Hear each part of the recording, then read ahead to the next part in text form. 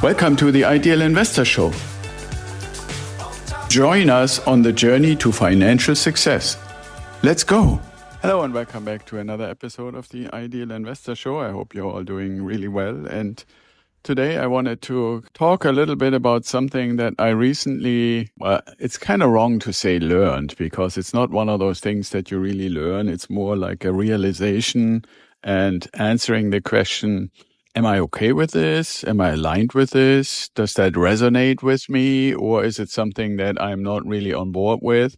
And so what I'm talking about is I had an opportunity to visit an orchard operation. And what I mean by that, it's a company that is growing citrus and olives and things like that.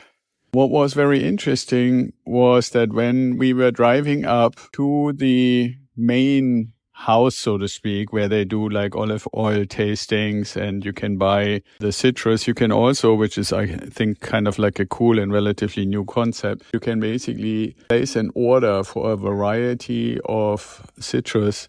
And when they do the harvesting, you get it directly from the farm, from the orchard in a package to your home, directly sent. And so throughout the year, whatever they are basically harvesting, you get like once a month a package, the best, most ripe kind of product. But that was their business model, which is kind of like the interesting idea. But what I was getting at is that when we were driving up to their facility, you could see a pretty large field that had, or it looked like it was just recently plowed.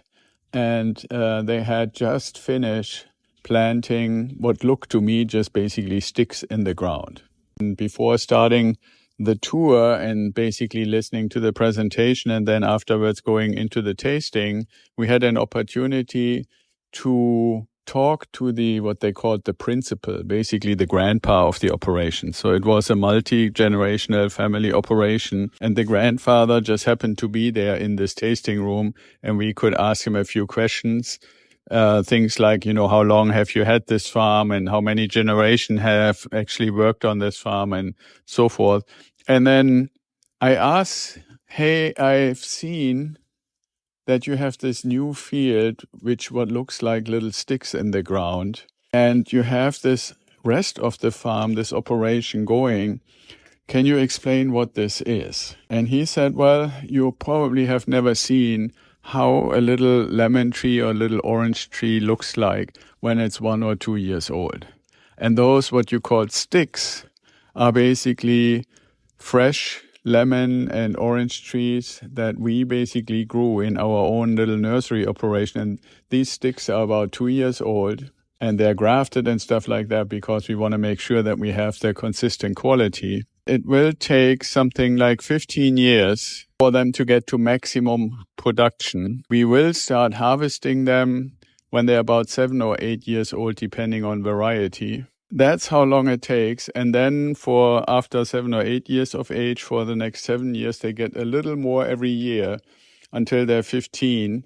And then between 15 and about 25, they are in really good production, depending on varieties. Some varieties are only really in great production for 5 years. And then it's not that they don't have any fruit anymore, but they basically start slowly degrading in the amount of fruit you can harvest. And these trees can easily get 50, 60, 80 years old, but from a commercial perspective, they are really only useful to us for about 25 years. I thought that was the end of the statement. And then he said, one thing you have to be aware of when you work in a multi-generational organization like ours is that I'm out there in my age of almost 80, helping my family plant these fresh trees, knowing full well that I will never ever be able to harvest any of the oranges in full production. Because even with the most optimistic view, I'm probably not going to be around when they are in the best productive years. And the principle is, when you build and plant trees, and it's not just true for orange trees or lemon trees or any kind of fruit trees like that, but for any tree, then You cannot go with the assumption that you plant it because you want to be the one who has the biggest benefit from it. But it's a generational thing. I enjoyed the tour and we got the fruit and a lot of other things that were really great. But what I also reflected on was how much does this really apply to our work and to our investing in real estate? And I know purchasing a property is not the same thing like planting a tree.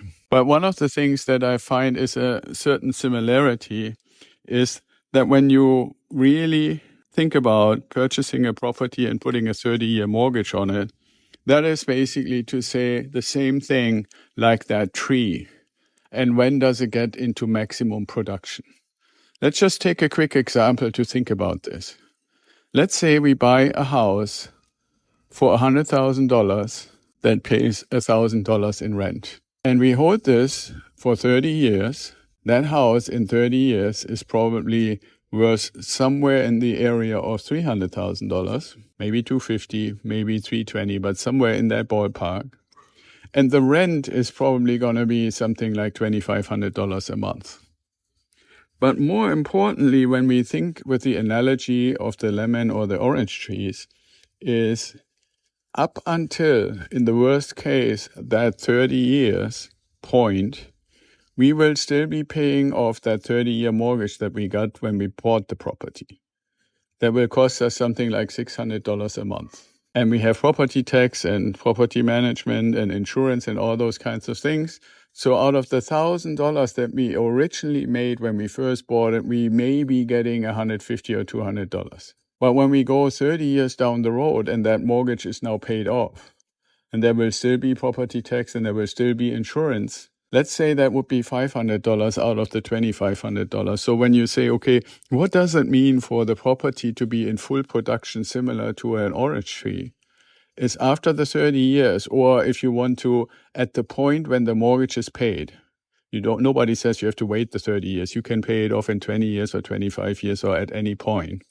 But at that point is when that property gets into full production. And depending on when you buy it, and I'm a big advocate, especially when we're talking about early retirement, that you buy and try to buy the properties that you will have in your generational wealth portfolio as early in your life as possible. But if you buy a property when you're 45 and the mortgage is paid off when, let's say, you're 65, if you go all the way the whole 30 years, 75, then that's when that tree / that house is getting into full production. And who is it producing for? Now, as long as you live, it will be producing for you. But even if you are no longer around and if you arrange it properly, then it will be producing for the next generation. And that's basically what the principal of that orchard said to me. He said, well, I'm not really helping to plant these because I'm going to get the majority of the oranges, but my kids and their kids will. And that's really, in a nice way, in a nice analogy, why generational wealth and long-term thinking is such an important approach. What I'm encouraging you to do, if you want to use and adopt that analogy, is try to plant as many of those proverbial trees that we call houses as early as you can in life. And even if you're a little bit more mature already in age, it's never too late.